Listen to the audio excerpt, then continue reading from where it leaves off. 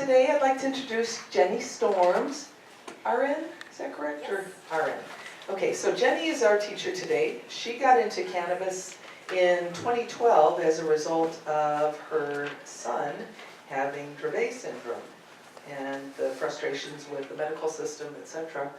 She became a nurse around that time and decided she needed to find some other better answers and got into cannabis. So she is a hospice nurse. No, that's Marcy. Oh, sorry, Marcy's hospice, you're cannabis. Okay. She's currently working on her postgraduate certificate for nurse practitioner. She specializes in pediatrics, neurology, movement disorders, home care, and cannabis nursing. She wrote and published her thesis on cannabis education for nurses. It's a great course, I actually took it. Her personal challenge has turned her into a professional with a passion, and her mission is planting seeds of cannabis nursing knowledge to improve care and outcomes. I give you Jennie Storms. Steal the microphone from you. Thank you. Hi. So in your book, I'm sorry, I will come back. I am the third presentation from the end, so you can find me in the book. So you guys can follow along and take notes. It might be a little bit easier. Thank you so much for that introduction. So I want to talk today about what are the patient rights and the nurse responsibilities, because this is kind of new and emerging with the world of cannabis and the existing old stuffy world of nursing. So she already kind of told you a little bit about me. I'm going to go ahead and skip these slides. They're also in your book. I have lots of nursing licenses in lots of states. And what she was referring to in the introduction is that I have a son, Jackson, and he started on cannabis in 2012. And that's what started me on my journey for cannabis and learning about cannabis. I'm not necessarily a cannabis user myself, although I am not opposed to it. It's just not something that I need. And it makes me a better advocate because I don't need it. I can speak for other nurses, I can speak for patients, and I don't get the accusations. So there is power in the position of being able to say I don't use cannabis. Doesn't mean I have it, doesn't mean I won't, just means I don't have to. So I've done a lot in this state as well as in the state of New Jersey, and again, you guys can read all about that. It is in the book, those slides. That is my beautiful son, Jackson. Sorry. He has come so far. 2 years ago, he wasn't walking. He was wheelchair bound, and today he is actually walking. I actually just posted a video on Facebook of him actually independently eating himself. He is actually on a cannabis break right now. He is doing absolutely amazing, and that's the cool thing about cannabis is you don't always have to have it. You can take breaks. He's taught me so much about cannabis, and he has made me the advocate. So, I have some exciting news. This was brought to my attention last night by Miss Marcy, Nurse Marcy right up here. There are some new guidelines that just came out by NCSBN. How many of you guys knew about this? Woo! I did. There's a couple of you. Yeah. Do you guys understand the implications of what this means? The NCSBN guidelines for the Board of Nursing. They are issuing guidelines. That's the National Council. Oh, the National Council, the people who do the Nurse Compact Act, that's who these people are. They have set out guidelines. It is in the October issue of the Journal for Nursing Regulation. What these guidelines are calling for, and this is just a short list, is discipline for nurses. So if you test positive for THC in your job, in your course of employment, they're actually saying that because there is no correlation between testing positive, because it is a lipophilic product, that you actually are going to not necessarily have censure or discipline from your board, and these are the recommendations to every single state, that you're actually going to get nothing in a state like Colorado. Now let's say you're in a state like, Wyoming, Kansas, where cannabis is not allowed, even CBD. Well, in those states, you might get a letter saying, hey, this is a warning, but if it happens again. But again, no discipline, because they can't correlate it to actual intoxication, actually act of doing anything wrong. So as long as there is no correlation of you were driving down the street drunk, someone watched you driving drunk while you were intoxicated on cannabis, they're not going to do anything. They can't, because they have to have that correlation. So it's actually pretty huge to do this. So let's say you do live in Wyoming, you came to Colorado for this conference, you partaked, and there's THC in your system for the next 30 days. You get drug tested as soon as you step foot back in your state. If you can prove you came to Colorado, again, you're safe. They're not going to come after you because you are in a place and you can prove that. So it's really, this is really huge. You have no idea how important this is. Well, you guys probably do. Other people may not. What else did they recommend in these guidelines?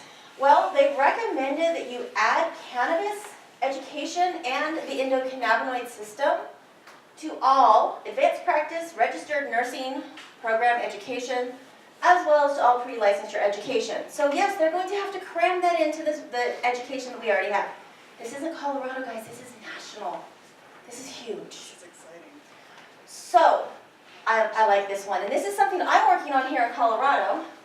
Marcy didn't know we were working on this yet, but Marcy and I are working on this, is that we are going to start working on getting wording so that here in Colorado, under our Colorado program, Colorado nurse practitioners can actually prescribe, or excuse me, not prescribe, recommend as well as the doctors in the state. So that is something we are striving to. But as I'm sitting here talking to the Colorado Nurses Association about this, all of a sudden we get NCSBN coming up and saying the same exact thing to all 50 states. And there are, I think, 5 states that are listed. So you guys want to see more about this, hear more about it, this is the link right here, and it takes you to a video, which then takes you to a whole bunch of other sources and resources you can look at. So it's really interesting. It's about a 17-minute video, so please watch that. Take a picture. It is not your slides, because this literally just came out. Have you talked to Dora about this? It just came out, no. Okay. But I will. Plan? I do. I absolutely have a plan, and I'm also going to be talking with the Colorado Nurses Association, who I've already been working on with this, specifically this item. I've already been talking with them and doing this. So we're good. We've got a plan. Okay, everybody got a picture? It's 12980.htm.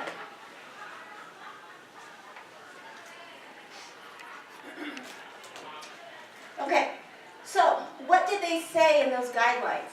These are all the areas that they researched, and these are all the areas that they said need to be included, and all the things that they really, really looked into. So it's really important to realize that they did a really good job. Endocannabinoid system, legalization, medical marijuana programs, what are the physiological effects, adverse effects, methods of administration, dosing considerations, drug interactions, ethical considerations, nursing implications.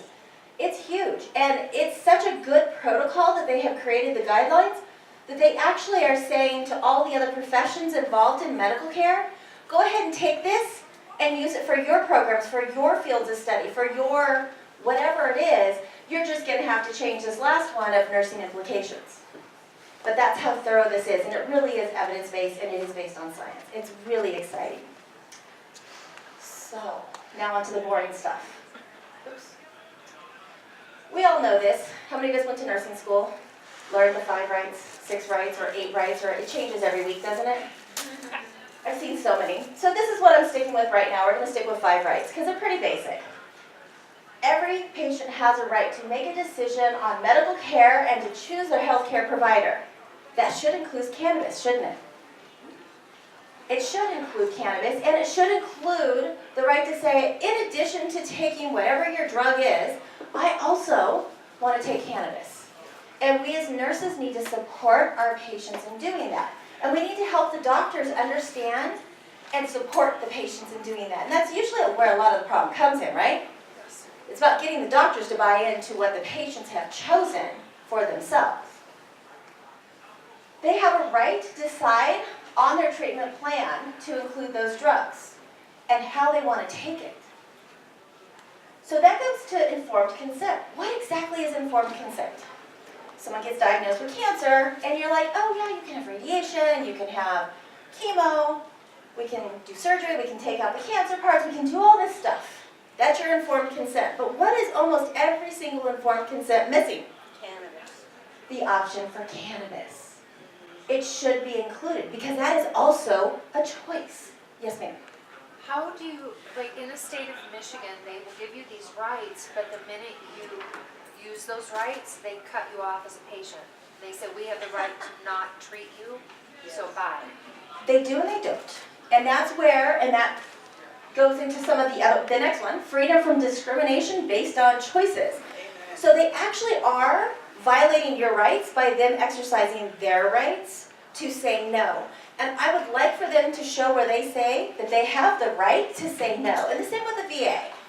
We have the same conflict with the VA when it comes to the veterans and PTSD and some of the other things that the veterans are dealing with. Pain, there's a lot of those conflicts. And that's where it becomes really hard. And that's where we're really in the middle. So as nurses, we need to educate. And this is what I tell everybody all the time.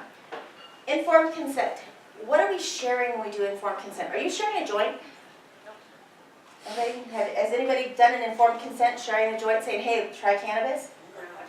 We share knowledge, right? We share education. We share information. That is not illegal. It never has been. So we can inform, we can give them the information. So what the patient does with it is up to the patient. So this is where the patient is going to have to make some choices in their freedom for discrimination. Does this mean that they may have to be in Michigan quiet and not tell anybody? I'm using cannabis. Yes. Yes. In the state of Michigan, Exactly. or else you will There's- not get your And there's prescriptions, a lot not of free. there's a lot of states like that. So what are their options? They can go underground. Yep. They can be quiet and do nothing. They can follow the doctor's instructions, or they can move to many, many states who now have programs. So when this was my option way back in 2014, actually it was 2012 when my son was, he had been diagnosed with Dravet. We were out of options. My son was having about 20 to 30 grand mal seizures a day. We were having 6 med flights per month. We were costing Medicaid a lot of money. It was really hard. We were out of options. My son had already failed probably close to 60 polypharmacological combinations of drugs. I was told he was going to die. So, you know what? You can go ahead and go on hospice and you can try cannabis. By the way, the state of New Jersey just created a cannabis program. Actually, it was a marijuana program. Yes, that's exactly how it was presented to me. So, what was I going to do? Okay, the program, yes, was allowed in the state, but it wasn't up and running. So this was me. Yes, the doctor told me about it. I had informed consent. He didn't know much to tell me. He couldn't share with me how, what, why. I knew nothing about cannabis because it's, an illicit drug. I'd only been a nurse for a year at that point, by the way, so I really knew nothing, and I believed everything my nursing instructors told me because cannabis is evil and bad. So freedom from discrimination is huge because by spring of the next year, 2013, our program was up and running. My son was enrolled. I couldn't fit my son into the program because it was so restrictive. I couldn't get enough cannabis in the state of New Jersey to meet his needs. So I had to come here to Colorado, get cannabis and bring it back illegally to the state to meet his needs to control his seizures. I know. I've lived it. Both sides. I have even been kicked out of a hospital with a medical marijuana card in the state of New Jersey with a son who seized all the way home. I know. So the decisions are hard. If you want the freedom, you may have to move. You may have to go underground. I did. Why do you think I speak out so much right now? Why do you think I'm telling nurses, this is what should have happened for my son, and I'm going to make a change? And I'm sorry to get emotional. And that brings me to the last point on this particular slide. We as patients, or parents of patients, have a right to be treated with respect and dignity. Just because we choose cannabis doesn't mean that we're evil, doesn't mean that we're bad, doesn't mean anything. But we should be treated with respect and dignity. We shouldn't be kicked out of hospitals and told, sorry, you're going to jeopardize our Medicaid funding. I frankly don't care. I have a child who's seizing. He needs this. So these are rights of patients, and I am fortunate and unfortunate to experience both sides. So I have a unique perspective to share with you all. So again, we have a right to be provided with relevant treatment options.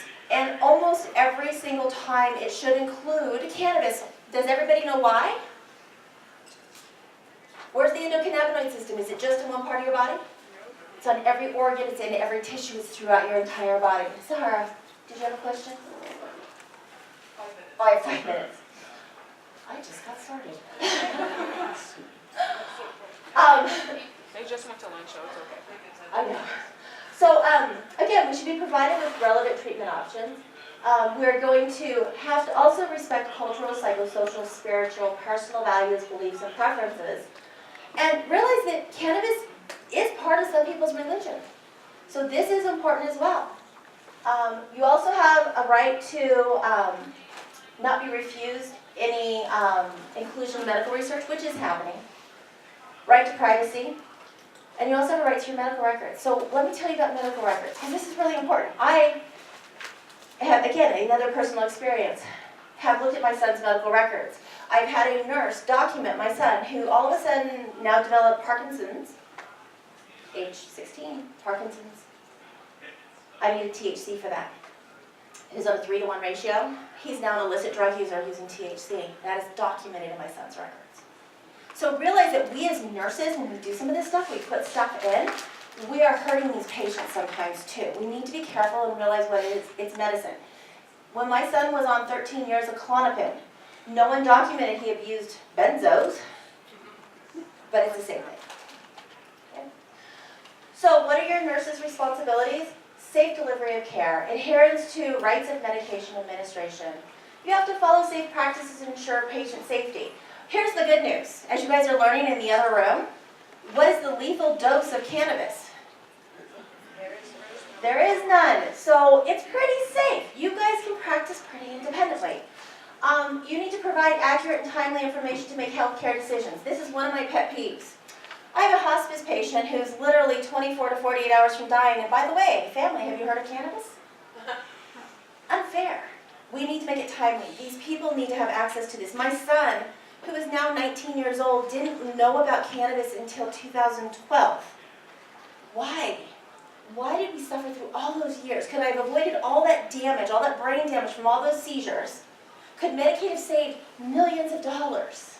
Absolutely, if we had known and had access to cannabis. Understand the care provided to the patient. And this is my challenge to all the nurses, because some of you guys in here are new. How many of you guys feel comfortable with cannabis? How many of you guys are new going, teach me as much as you can? Awesome.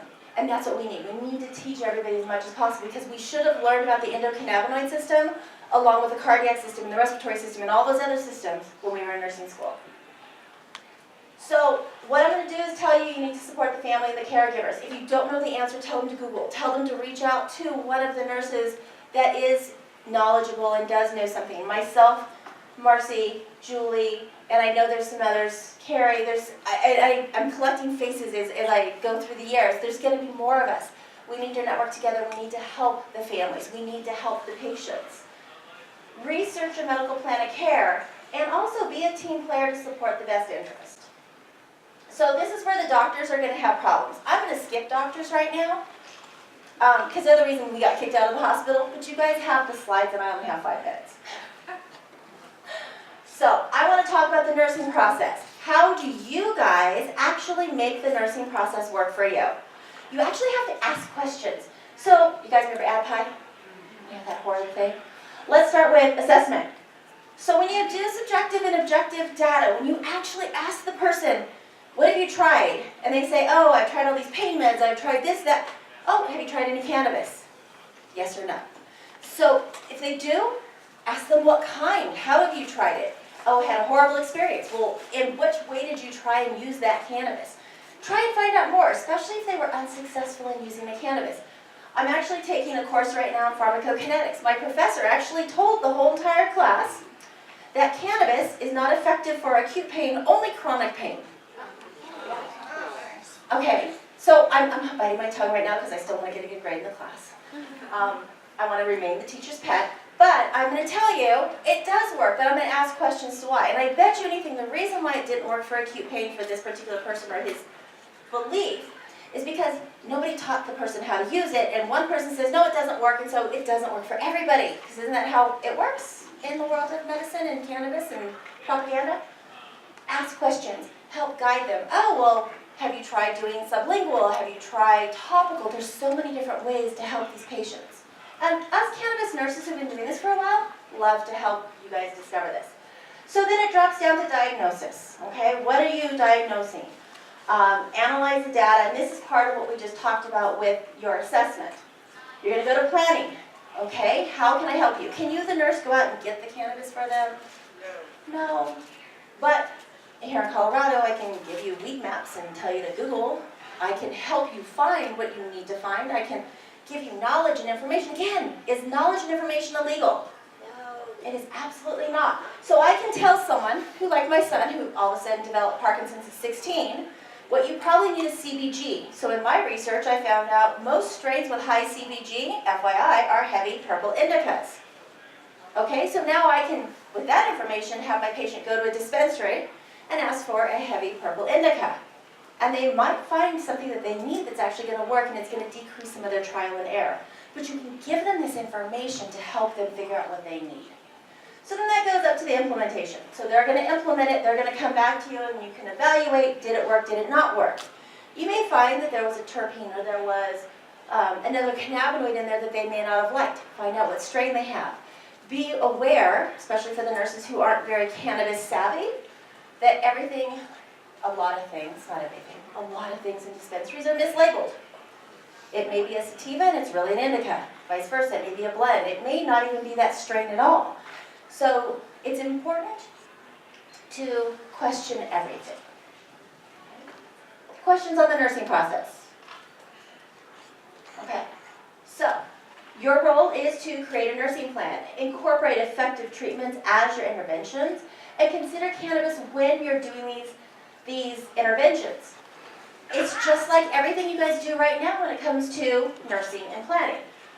I have a patient with acute or chronic pain, imbalanced nutrition, risk for infection, ineffective sleep pattern, ineffective coping and anxiety, inflammatory response, ineffective airway exchange. Any of those sound familiar to you guys? Okay, we could go on forever. So let's look really closely at acute chronic pain. Causes can be so many different things. And you can see the list up there. My favorite is when the men come in with PMS and pain. And yes, I've had some cannabis patients come in with PMS and pain. So what are the possible treatments?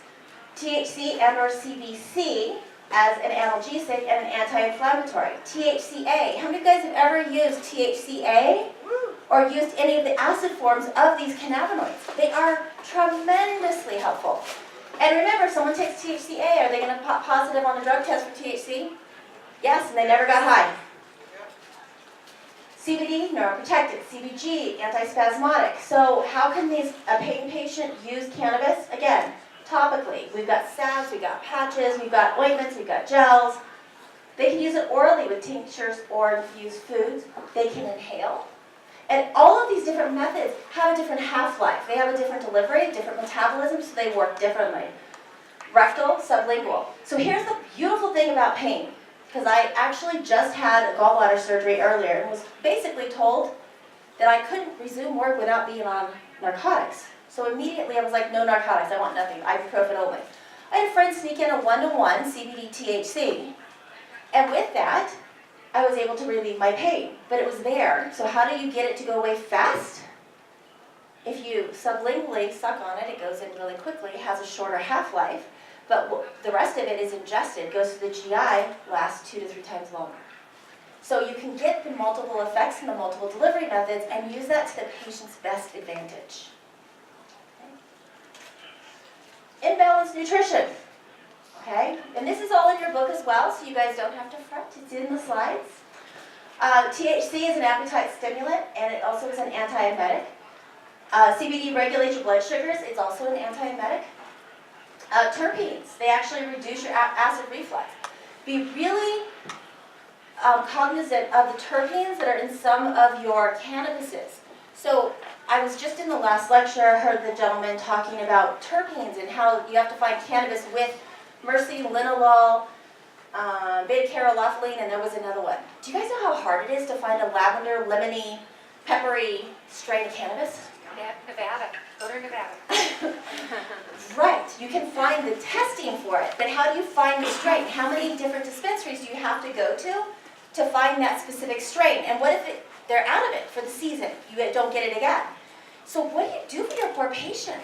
How do you help them know what foods have your terpenes in it? So if you need a patient who needs myrcene and you can find a cannabis that has a lot of beta-carotenoline in it, okay, well, why don't you give them mangoes? What's in mangoes? Okay, it's hard to smile when I know someone's taking my picture. Yes.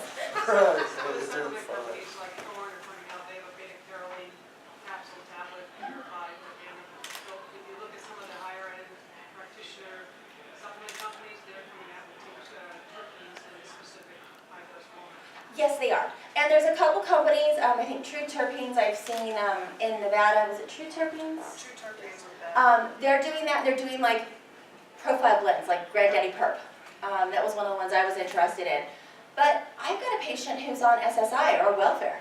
Are they going to afford these fancy supplements or these fancy products? They're not. But they can go to the store and buy a mango. So just remember, you can actually use food to supplement some of these terpenes that we're talking about and make it very simple and easy for them and very easy for someone to do, not overwhelming. But that is a really good point. We are coming out with a lot more products nowadays. Okay? And again, you have your different use and applications. So just know that you can do a lot, and you guys are going to learn so much more. So for those of you who have the book, you have more slides in here. I do believe that I'm out of time right now, but she's over there jumping up and down, I think. Just know that there, and this material I was going to cover and the rest of this is covered multiple times in this whole 3-day conference. Just know that as a nurse, there's so much you guys can do to help the patient, targeting the cannabis, targeting the receptors, and following the patient. And that's my biggest message to you. Follow your patient, follow what they need. My son is a perfect example of that. He is now over a year cannabis free and he doesn't need it. But when he needs it again, I'll start it again. I'll use it for him because that's what he needs. Okay? Thank you so much. And